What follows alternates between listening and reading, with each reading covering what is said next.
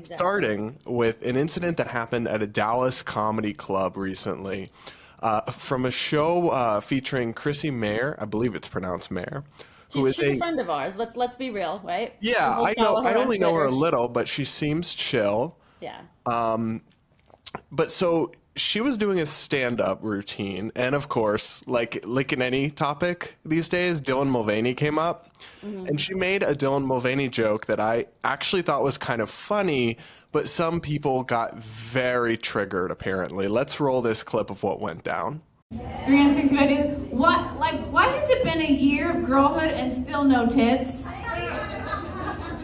That's day one, okay? If I'm transitioning to a dude, day one I'm getting a cock. And not just, I'm getting the biggest one you can find. Like, go into the back room, get me something black, okay? I have something to prove here. Why no tits for Dylan? I don't understand. Because he's a man. Because he's a man! Yeah, he can go tomorrow. Uh-oh. We have one of those. I figured. No, it's all good. We can all have different beliefs. It's okay. Some of us can believe in reality and some of us can't. It's fine. We're all like coexist. This is America. We should have different beliefs. It's all good. It's all good. Binary, we didn't have bisexual, we didn't have as many labels. It was just like, oh, you're not bisexual, you're just fun at parties. She's just a good time. Yeah, just like the real Princeton, I've let in some people I shouldn't have. I've let in some people because they were real athletic. You know what I mean? I saw potential. I let in some people just because they were Puerto Rican. They can't all be white, right? You have to see yourself represented in the pamphlet, sir. You can't, right? Because you see yourself coming here. Is that the best you can do? Oh my God, I'm so sad. Make sure she gets home safe. I don't want those women to get harpooned in the neck on their way to their cars. I'm worried about their safety. There's poachers out there. They're gonna want their tusks. They were fat though, and that did help. So I thought her joke was funny, the thing about getting a large appendage if she was becoming a man. But I'm also like, why did you go to a comedy show if you were just going to be a snowflake, especially when she headlined the event? Everyone knows she's conservative. If you couldn't handle a joke about trans people, why would you go to a stand-up? I just don't. I think it's ridiculous. I think it's their way of playing the victim card again, and they don't. I mean, the three people that were there didn't look trans. They looked like the typical social justice warrior. They were white fat women. I don't mean to be mean, but it's like I mean, really, that's what it is. What it is. And they just love being offended on behalf of other people. Like I know quite a few trans people that are friends of ours that thought that joke was hilarious. Right, because it But of course, is. everybody else has to be offended for them. It's very rarely the actual people from the minority group in question that are offended these days. It's always the like white woke saviors, right? And they're often not actually transgender or any of the things. But I just don't understand this. Like, why would you, did they assume she was liberal because she's a female comic? But like, why would you Because go that's to, misogyny, right? yeah, Assuming that all women have to think and act the same way. right. Or expecting all women to fall in line. Like that's actual misogyny. But Doesn't surprise me coming from people that are on the far left. But also, though, even if you did think that, you should go to a comedy show expecting to be offended. Like if Right. you're the That's kind of person who's triggered and cusses people out over an idea they don't like, you don't belong at a comedy show. Like this is not the place for you. Comedy should not be anyone's safe space. Any like they should be offending everyone.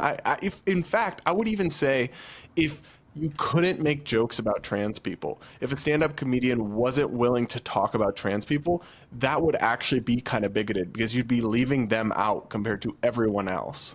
right. Exactly. It's exactly true. And I mean, I was gonna say I'm one of those people that makes fun of our own people, right? Like all the time, I'm making fun of LGBT people, and I saw a T-shirt recently, just random. This is a random thing. I don't know if you want to put this in the video or not. I saw a T-shirt recently that was making fun of pronouns, and it said my pronouns are the, she, it, and I put it on like a little thing because I'm gonna take a picture with it because if you look at it, it's like the shit. Ah. But either way, my point in showing that is make fun of like yourself, make fun of your own community, make fun of the ridiculousness. That's what's gonna make you more relatable. What's gonna make people that aren't quote not minorities accept you more and like you more. You're gonna feel more relatable to them, more the same. Oh my God, wow, they get shit talked about them too, or they are experiencing something similar to me. I can relate to them. Maybe we're not so different after all, type of thing. Yeah, so I actually reached out to Chrissy about this, and she told me that they complained to the manager because they said they had a marginalized people with them in their group. And I'm like, okay, so I bet you that person probably thought it was funny, but they were just trying to signal how brave they were, or signal their allyship. But she also said, like most people, I'm fine with people being trans. One of my YouTube moderators is trans. I had a trans person in one of my improv groups years ago. I love Buck Angel and Blair White. What boils my blood is the culture of pushing it on kids. The left has already taken over all our institutions, but now they want to police our speech in comedy clubs, a place where you literally spend money and time to hear someone else's opinions. And she said that the heckler is really arrogant. And I agree with that, because you're trying to shut something down for other people just because you don't like it. No one would have noticed if these people just got up and left. It wasn't for them, right? But they had to make a scene and signal their virtue. And that's the kind of thing that people on the far left are doing within the LGBT community that's just so distasteful to normal people. These people, if they'll never do good if they're not being recorded or if they're not recording themselves doing it. And that says a lot about this generation as well, because that's not a millennial thing. That's a Gen Z thing. Those people were probably maybe 25, 26, 27 years old, which is technically your age, but you're not the typical Gen Zer. No, I'm not. You're not at all, which, thank God. It just goes to show you how these people are I don't want to say taught to behave, but they're behaving that way and they're being praised in many ways for it. So of course they're going to continue doing it, and when you're in a friendship or in a relationship, like one of the first things that you should do is, reward good behavior. Don't reward bad behavior. Be honest about how you're feeling. But they probably get rewarded for this online. Like, wow, yes, look at you standing up against the bigots and the hate and Right.